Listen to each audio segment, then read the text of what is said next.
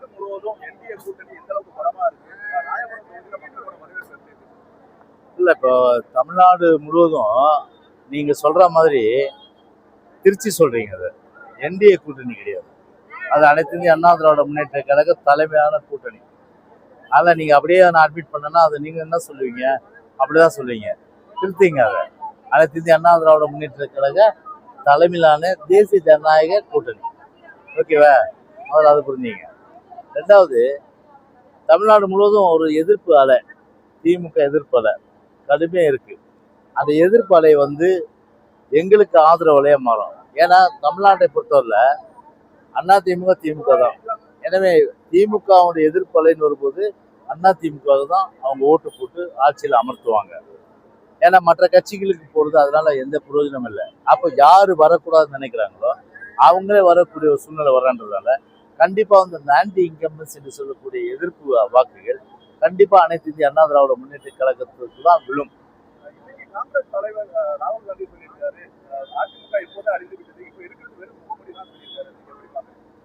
அவரு ஆக்சுவலா ஒரு காங்கிரஸ் தலைவர். அவரு திமுகவுக்கு ஒத்து ஊதுற வேலையை தான் அவர் பார்ப்பாரு. இன்னைக்கு தமிழ்நாடு முழுவதும் இன்னைக்கு ஒரு ஒரு ஆதரவான ஒரு போக்கு அனைத்து இந்திய அண்ணா திராவிட முன்னேற்ற கழகத்திற்கு அதுவே தெளிவா தெரிந்து ஆட்சி கட்டில் அமர்வதற்கு உண்டான அறிகுறின்னு சொல்லிட்டு அப்படி இருக்க சூழ்நிலை அவருடைய கருத்துன்றது எடுபடாது.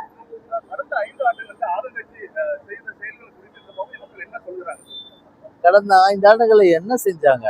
ஒண்ணுமே செய்யலையே. நீங்க வாங்க என் கூட, நான் வேணா ஒரு ஸ்கூட்டிலையோ இல்லைன்னா ஒரு புல்லட்லையோ இல்லைன்னா ஒரு சைக்கிளில் கூட உட்கார வச்சு போகிறேன். ரோடெல்லாம் எப்படி இருக்கு பாருங்க. ட்ரைனேஜ் ரோடு குண்டும் குழியுமா இருக்கு.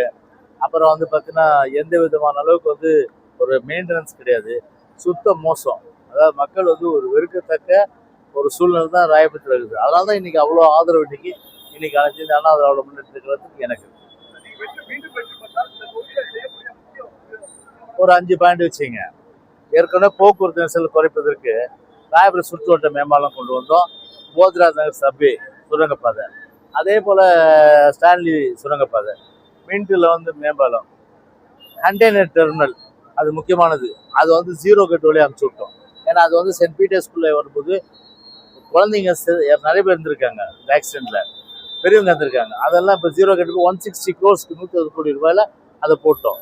அப்புறம் நாங்கள் என்ன பண்ணோன்னா எங்கள் ஆட்சி காலத்தில் தான் எங்களோட முயற்சியில் இப்போ வண்ணாரப்பேட்டையிலேருந்து விம்கோ வரையில் இது மெட்ரோ ரயில் இந்த மாதிரி இது ஒரு போக்கு.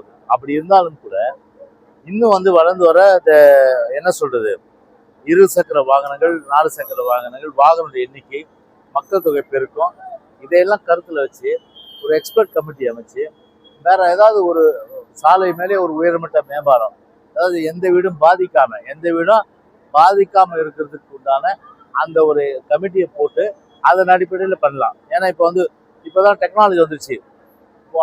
இந்த பில்டிங் இடிக்க தேவையில்ல. ஒரு சிங்கிள் பயர் இருக்கு இல்லையா, தூண், அந்த சிங்கிள் பயர்ல அதை கம்ப்ளீட்டா பாலத்தை கொண்டு போயிட்டு கரெக்டாக கீழே ஒரு வண்டி போகலாம், மேலே ஒரு வண்டி போகலாம். அந்த மாதிரி ஏதோ ஒரு எக்ஸ்பர்ட் கமிட்டி போட்டு அந்த மாதிரி ஒரு போக்குவரத்து நெரிசலை பர்மனெண்ட்டாக குறைக்கிறதுனால அந்த ஒரு முயற்சி எடுக்கலாம். அப்புறம் கஞ்சா பெருக்கெடுத்து ஓடுது. அதாவது இளைஞர் சம சீரழிஞ்சிச்சு. தெருவுக்கு தெரு அடிச்சுட்டு கஞ்சா அடிச்சுட்டு பாலியல் வன்கொடுமைகள், பெண்களுக்கு கிண்டல் பண்ணுது. ஸோ அதை அறவே ஒழிச்சு கட்டுற ஒரு நிலைமை இருக்கும். ஒன்று. ரெண்டாவது, சட்ட ஒழுங்கு, காவல்துறையோட தலையீடு அதிகமாக இருக்கு. அதை முழுமையாக அந்த காவல்துறை அரசியல் தலையீடு இல்லாமல் அவங்க சுதந்திரமா எந்த தன்னுடைய கடமை செய்தாலே சட்ட ஒழுங்கு நல்லா இருக்கும். ஆனால் இப்போ ஆளுங்கட்சி தலையிட்டால பொதுவாக சட்ட ஒழுங்கு பாதிக்கப்பட்டிருக்கு. இது போன்ற ஒரு விஷயங்கள் ரெண்டாவது பார்த்தா ஸ்மார்ட் சிட்டி, அது தேவையில்லாத ஒரு விஷயம். அது வியாபாரிகள் அவங்க என்ன சொல்லுவாங்க, வேணாங்க எங்களுக்கு குடி தண்ணீரும் அதே போல் ஷெல்டரும் பொது கழிப்பிடமும் அதே போல் சிசிடிவி கேமரா அதே போல் பார்க்கிங் வசதி இது மட்டும் பண்ணி கொடுங்க போதுன்ட்டாங்க. அது பண்ணி கொடுக்குறதுக்கு எல்லாம் ஏற்பாடு பண்ணிட்டோம். இந்த மாதிரி எல்லாம் ஒரு 10 இது இருக்கு. அந்த 10 திட்டங்களை ஏற்கனவே நல்லா பண்ணியிருக்கு.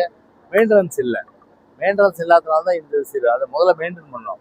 அதை மெயின்டைன் பண்ணிட்டு அதுக்கப்புறம் எங்கெங்கெல்லாம் இந்த 10 திட்டங்களும் அமல்படுத்து. ஏன் அங்க இருக்குது, ராயபுரம் ஆஃபீஸ் தான் பணிமனை. ஆமாம், நீங்கள் தான் வரல. நேற்று கூட போய் போட பாருங்க. நேற்று கூட அங்கே தான் மீட்டிங் நடத்துகிறேன்.